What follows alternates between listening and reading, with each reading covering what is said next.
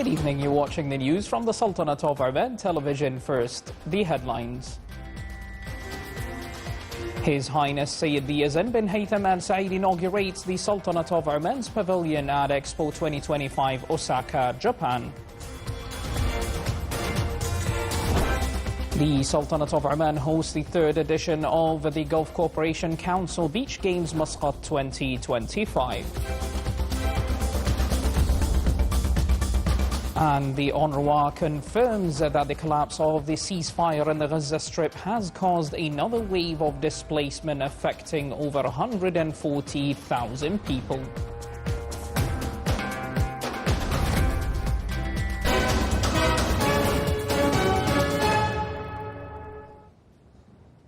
Welcome to our news centre. Those were the headlines, and now for the news in detail.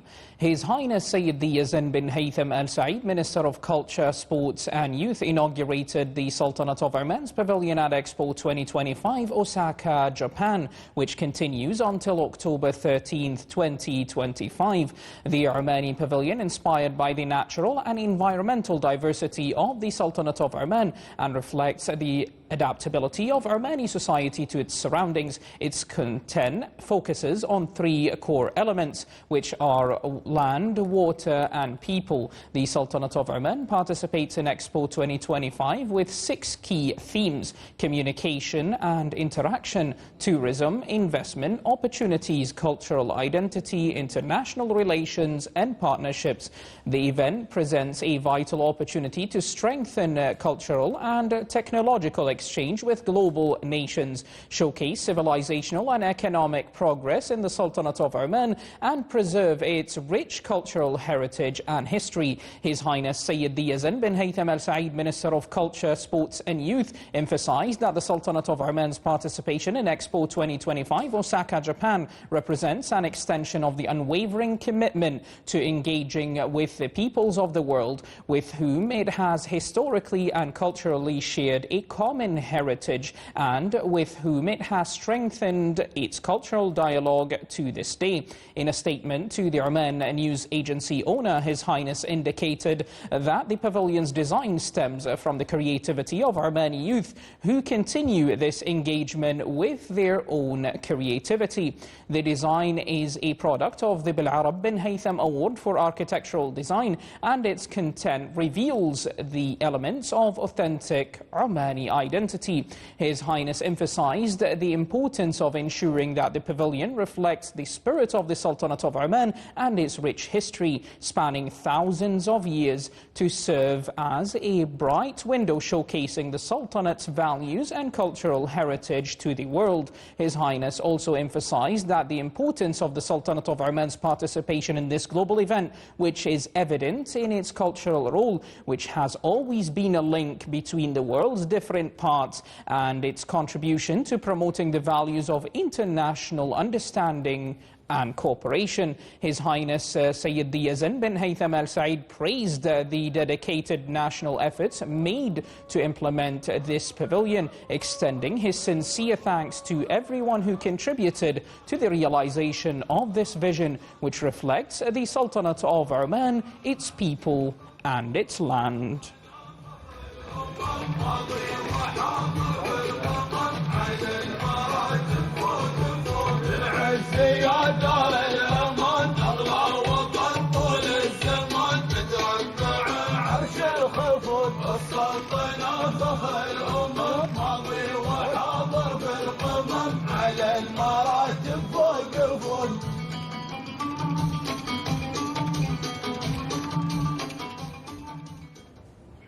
On the same, Ishino Kimanatsu, Deputy Secretary General of Expo 2025, Osaka, Japan, admired the Sultanate of Oman's pavilion at the Expo and emphasized that it focuses on essential elements for humanity, symbolizing the country's natural wealth, including human beings, land and water. He also confirmed that Oman's pavilion will play a key role in showcasing the unique cultural heritage as well as its promising investment and tourism opportunities that Oman has to offer. The Sultanate of Oman hosted the opening ceremony of the third edition of the Gulf Cooperation Council GCC Beach Games Muscat 2025, which continues until April 11th. The opening ceremony included a variety of artistic and cultural performances that highlighted the Omani and Gulf cultural identity and embodied the spirit of sporting values of the Games. Tournaments competitions are being held in various locations across Muscat Governorate and include a variety of beach sports, most notably football, handball, volleyball, water sports and tent pegging. The opening ceremony was inaugurated by His Highness Sayyid Malik bin Shihab Al Said.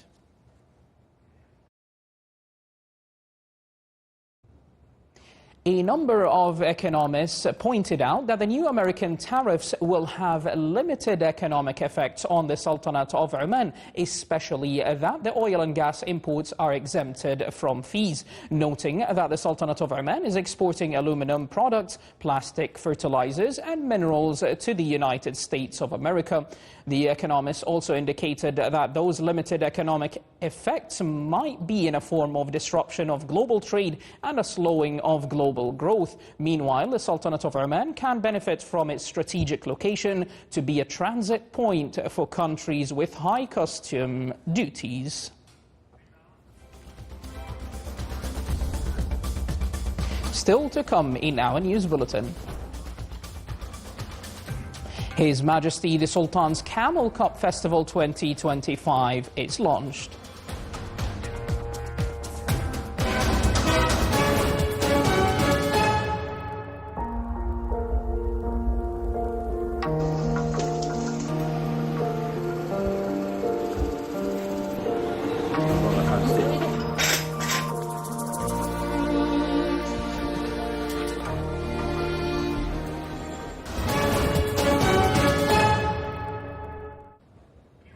Welcome back to the news from the Sultanate of Oman Television. Internationally, the United Nations Relief and Works Agency for Palestine Refugees UNRWA confirmed that approximately 1.9 people in the Gaza Strip have been subjected to repeated forced displacement since the start of the Israeli war on the Strip. The agency added that the collapse of the ceasefire in the Gaza Strip has caused another wave of displacement affecting more than 140,000 people. The United Nations Children's Fund, UNICEF, warned that the continued denial of the entry into the Gaza Strip will exacerbate malnutrition and disease and increase child mortality. It noted that the occupation's attacks have led to the closure of 15% of malnutrition treatment centers since mid-March.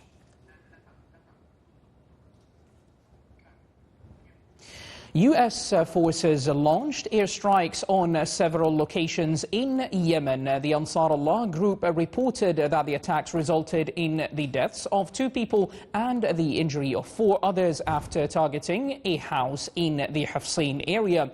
The group indicated that the toll is still preliminary and that rescue and civil defense teams are still searching for other victims. It added that a house was burned as a result of the airstrikes, along with a commercial store near the bombing site.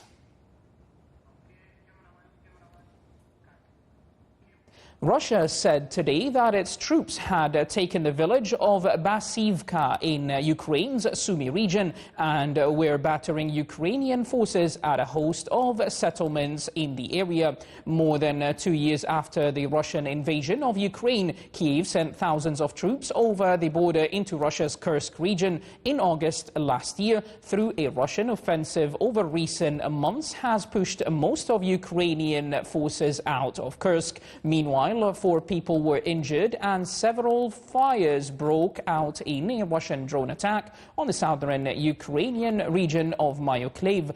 On the other hand, Ukraine's air defense units shot down 13 of 23 missiles and 40 out of 109 drones launched by Russia in an overnight attack. A number of countries are seeking to find a solution to stop the bloodshed in the war that has been raging for more than 3 years between the two sides.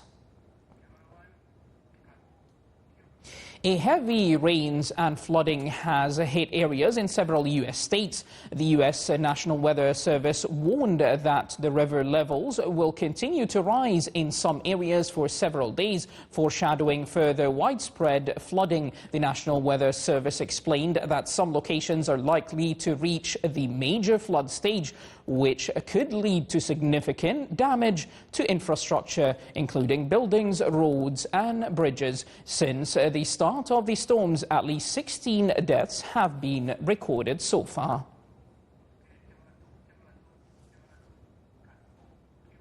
The death toll from a major earthquake in Myanmar has risen to above 3,300 as the United Nations aid chief made a renewed call for the world to help the disaster-struck nation. The March 28th quake flattened buildings and destroyed infrastructure across the country, resulting in 3,354 deaths and 4,508 people injured, with 220 others missing, according to new figures published by state media. More than 1 week after the disaster, many people in the country are still without shelter. A United Nations estimate suggests that more than 3 million people may have been affected by the 7.7 magnitude quake. Meanwhile, India's Navy delivered hundreds of tons of food aid to earthquake-hit Myanmar.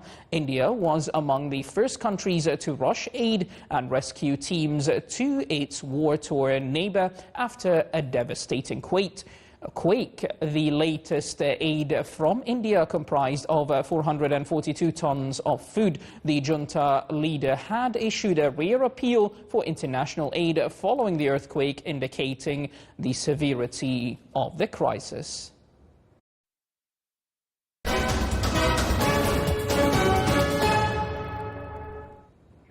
With a wide participation from camel owners, the competitions of the Sultan's Cup Festival for Camels 2025 launched at the Sultanate's Royal Camel Racetrack in El Falej, Wilaya of Barka. The 5-day event will feature participation from various categories with 77 races in total, emphasizing the significant cultural value of this sport for camel owners and breeders in the Sultanate of Oman. Additionally, the festival is hosting a heritage village showcasing various Bedouin arts and crafts, as well as poetic evenings and other cultural events that highlight the rich traditions of camel racing. With a completion rate of approximately 95%, construction work continues on the water network project in Wilaya of Yunqul in Al-Dhahira Governorate. The project, which costs more than 2 million Omani Riyals, is being implemented by Nama Water Services Company and aims to provide water to approximately 6,000 residents. The project is expected to be operated in the third quarter of this year. It's worth noting that Yunqul Water Network project is a part of a series of projects being implemented by Nama Water Services Company in several governorates in the Sultanate of Oman. Through these projects, the company seeks to ensure the sustainability of water services and provide drinking water to citizens and residents.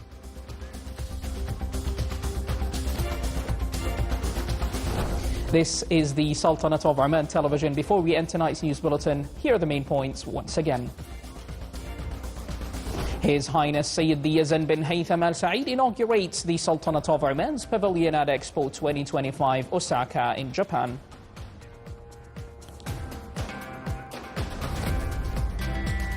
The Sultanate of Oman hosts the third edition of the Gulf Cooperation Council Beach Games Muscat 2025.